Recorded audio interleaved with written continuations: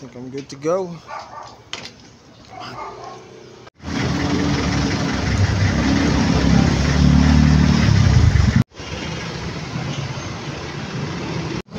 Grabe init.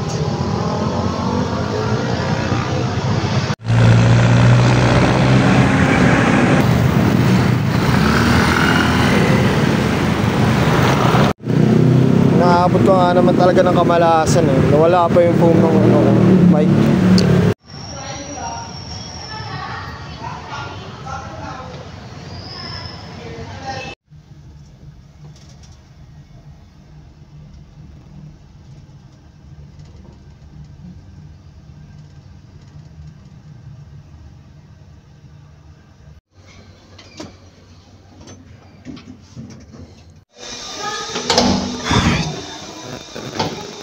So, life update. Oh shit! Stiff ng ano dito. So, nandito ako sa sa trabaho ko. Sa bago kong trabaho. So, life update sa mga ginagawa ko. Yes, yun nga, meron akong bagong trabaho and medyo busy na ako sa ano ko, since training pa lang kasi ako sa sa bago kong trabaho as a collector, as a debt collector.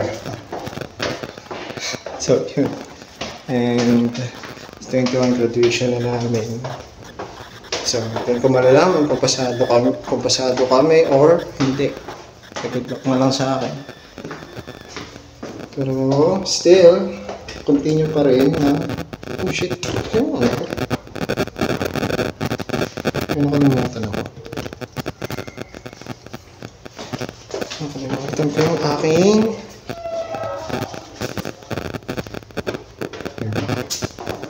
nakalimutan ko yung yosi. So yun lang. Kaya hindi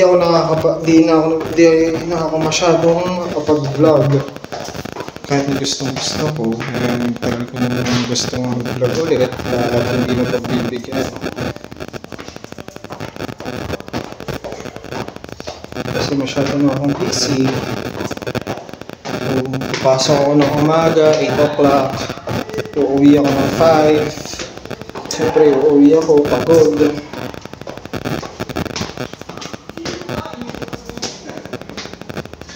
Ayun lang. Mostly na nangyayari sa buhay ko. So,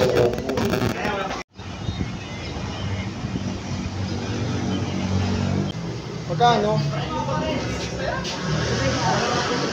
Isa lang, dali. Dalawa 25 presyo isa. Isa lang?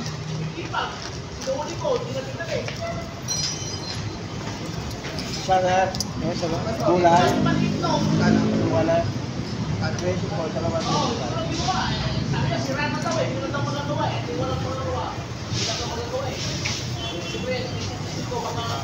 Tara, kaya tayo ito, okay. Ilan? Presyo ka na?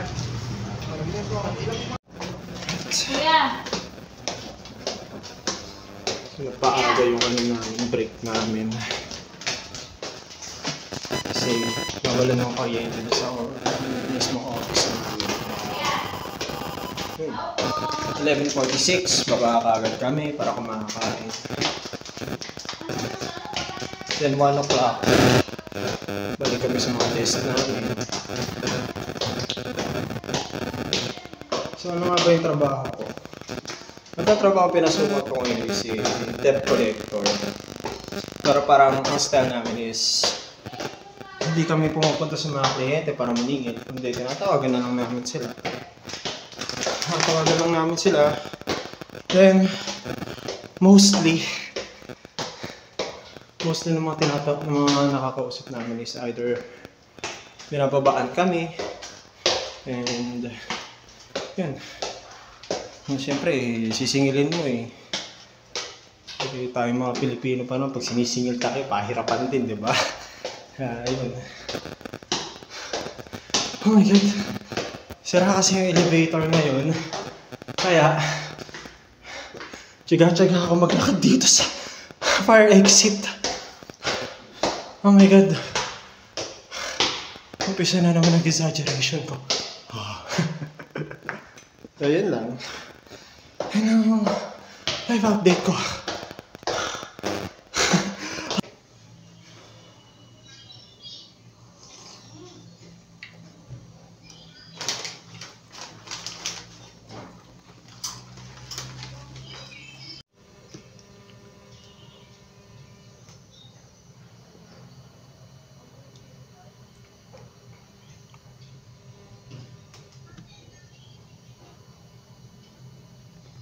So yun nga no.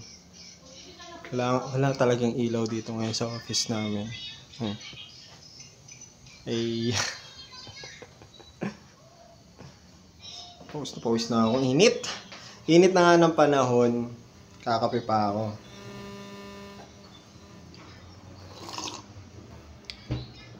Like, Pilipino tayo eh, kaya ganun.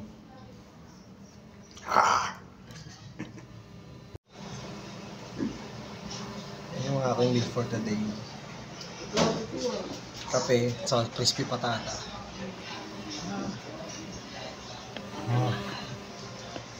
Tapos, 300 ang kilo.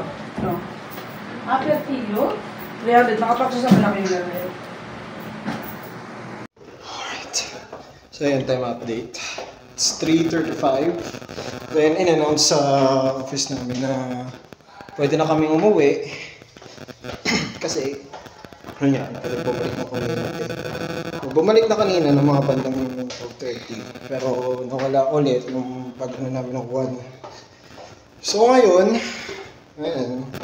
uwi kami, yung bukas, 11 to 8 kami bukas kasi, yun.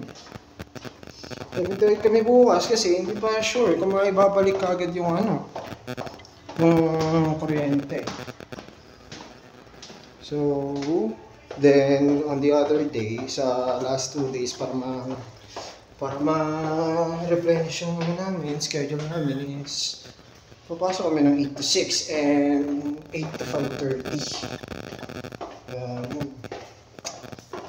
So, yun lang. Kaysa naman walang trabaho, kaysa naman walang magawa, sumaganda naman ganito. So, reason, bakit nga ba ako nagpalit ng trabaho? Actually, I was thinking na maybe it's time na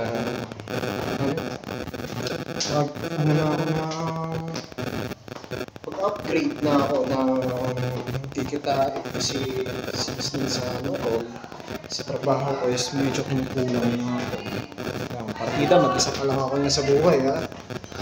Pero yung kinikita ko sa last job ko is hindi naman sapat. Kaya ito, hopefully sa sahod ko dito sa bago kong trabaho is kaka-rise up ako kahit papaano.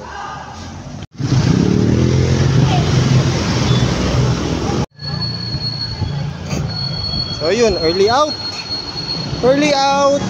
Then pag uwi sa bahay, lalaba ko ng mga susuotin ko kasi kailangan ko na maging responsible. Pero paging tao, kaya ayoko maging tao eh. Masising-sisi talaga ako na nawala yung yung foam ng mic ko eh. Di talaga ako komportable kasi kulang yung yung equipment ko. Ayan. Diba? Namalas ka nga naman. Shit. So yun, piece of advice lang sa mga taong manonood na itong video ko. Lalo na sa mga kagaya kong inverter, kaya masyadong pa-apekto sa mga sinasabing negativities ng iba. Kasi yan eh, opinion nila yan. Kung sinabi nila na mapapala mo dyan, diba? Ano mapapala mo dyan, ano makikita mo dyan sa mga bagay na ginagawa mo. Ikaw yun. Decision mo yun eh kung ba't ginagawa mo yun eh. Decision mo yun ba't ginagawa mo yun. And enjoy ka lang. Yun, mga opinions ng iba, para hindi ka naman masyadong ma-down sa sinasabi nila, is don't take it personally. Hanap ka ng pointers doon ba sinabi nila yung words na yan, like vlog ka, hindi ka naman sisikat dyan. Yun, the point is, sinabi yun ng tao sa'yo, it's because hindi nila kaya sa sarili nila kung ano yung ginagawa mo. Kaya keep doing what you're doing lang. Gawin mo lang kung anong gusto mong gawin. Then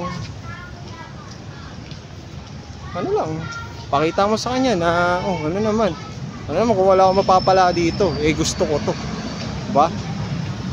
Ano lang. Yung point dun kasi is, yes, we know sa sarili natin kasi tayo yun ginagawa natin yun Alam natin sa sarili natin kung may mapapala tayo sa isang bagay o wala.